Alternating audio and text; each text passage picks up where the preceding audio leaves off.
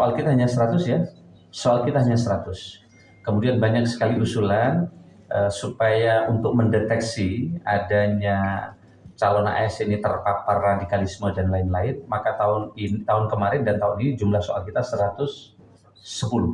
Nah, 10 soal itu telah dirumuskan oleh berbagai pakar untuk mendeteksi terkait dengan soal radikalisme.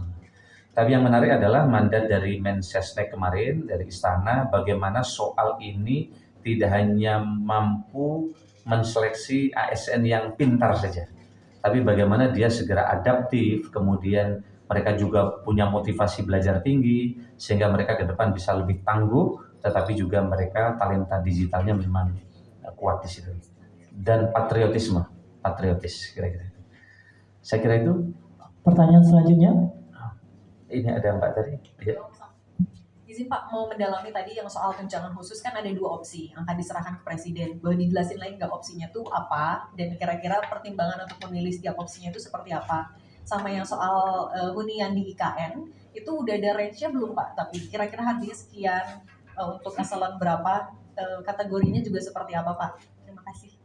Baik, makasih. Kalau saya sampaikan di sini nggak perlu ratas dong. Jadi kita sudah siapkan 4 opsi, nanti kami sampaikan di ratas, hasilnya aja nanti saya sampaikan kepada. Jadi ada 4 opsi yang kita siapin, kemarin kita sudah diskusi, nanti mohon maaf saya sampaikan setelah di ratas, nanti saya sampaikan. Nah, terkait dengan apartemen itu tidak bayar, ya. Apartemen ini disiapkan oleh pemerintah.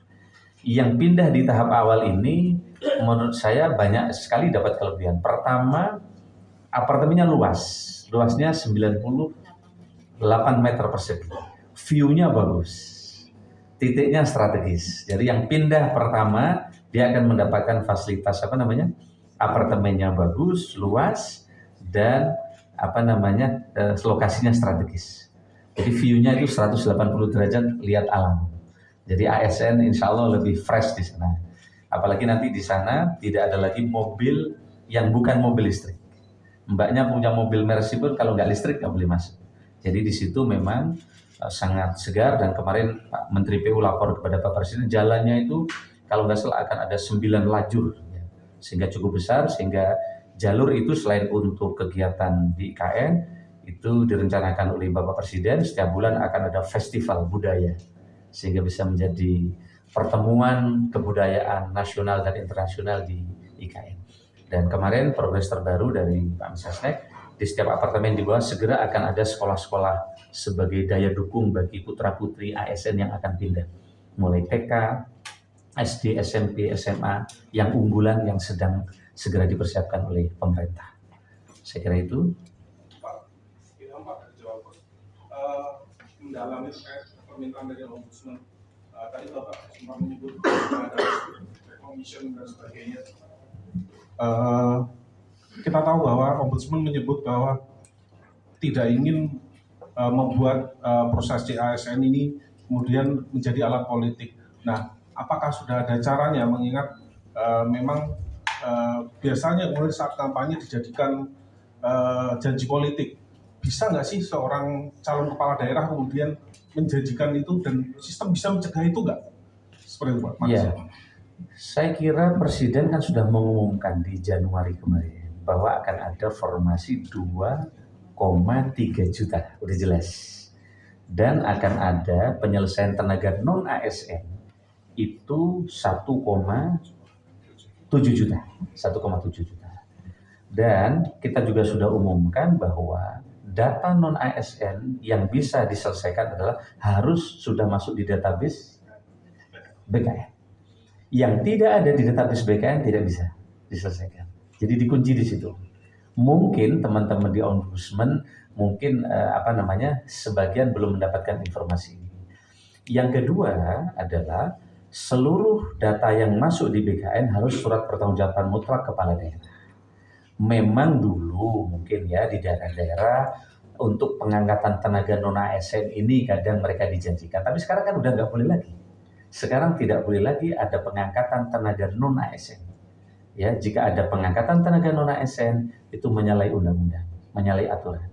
Sehingga para kepala daerah yang berjanji akan kampanye, mereka tidak bisa lagi ngangkat, kecuali nanti mereka yang meninggal, yang yang mengundurkan diri itu bisa diisi, itu pun nanti prosesnya akan sangat ketat.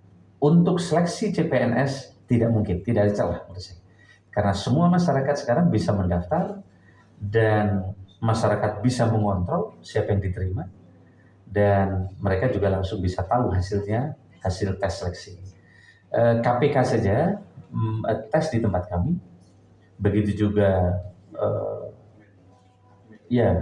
Akmil, kemudian Kemlu, para diplomat sekarang sangat ketat karena tesnya juga ikut di tempat kami. Begitu juga Kejaksaan Agung, Mahkamah Agung. Yang tahun ini Kejaksaan Agung kita beri formasi cukup besar, yaitu 40 ribuan formasi hari ini kita berikan ke Kejaksaan Agung dengan harapan ke depan jaksa-jaksa yang baik, yang kompeten, yang punya talenta digital akan terpilih. Begitu juga di Mahkamah Agung. Di Mahkamah Agung total berapa sekarang? Hakim berapa? Oke. Tahun ini kami ingin umumkan juga teman-teman sekalian, ada formasi untuk hakim. Jadi untuk teman-teman dari yang punya latar belakang yang sama, yang punya keinginan untuk menegakkan hukum di Indonesia, teman-teman bisa melamar untuk menjadi calon hakim yang tahun ini formasinya kurang lebih 20.000, jadi sangat besar. Sehingga dengan demikian di daerah-daerah yang selama kekurangan hakim akan segera bisa terisi.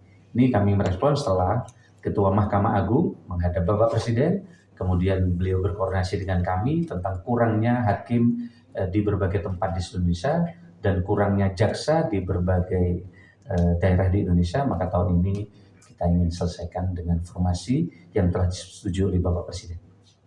Satu lagi mungkin Bapak. Ada lagi yang ingin bertanya? Awak-awak media? Cukup mungkin ya. Cukup? Baik teman-teman sekalian, kenapa? Ada yang urgent nggak tuh? Oke, saya kira ini terima kasih banyak. Mudah-mudahan informasi ini bisa diterima oleh teman-teman di seluruh Indonesia yang memerlukan informasi ini. Segera apply sesuai dengan dan siapkan berbagai persyaratan. Nanti buka di akunnya SCISN yang ada di BKN, SCISN yang ada di BKN, dan nanti kami juga akan terus pantau berbagai perkembangan. Pesan kami, jangan percaya kepada siapapun yang menjanjikan akan bisa membantu mengantar diterima menjadi PNS. Ya, sekali lagi pesan kami, jangan percaya kepada siapapun. Putra kepala BKN aja nggak diterima. Padahal beliau yang menyiapkan tim, yang menyiapkan soal. Dan banyak sekali putra-putri para pejabat Indonesia tidak diterima. Kenapa? Karena sistemnya sudah digital, sudah pakai CAP. Ini banyak setelah diterima merasa saya mengurus, akhirnya mereka kemudian tertipu oleh janji-janji itu. Kami kira itu, terima kasih, selamat siang. Santi Namo Buddhaya. Assalamualaikum warahmatullahi wabarakatuh. Terima kasih, ini Kominfo yang udah nyiapin. Jangan berakhir ya, Sen.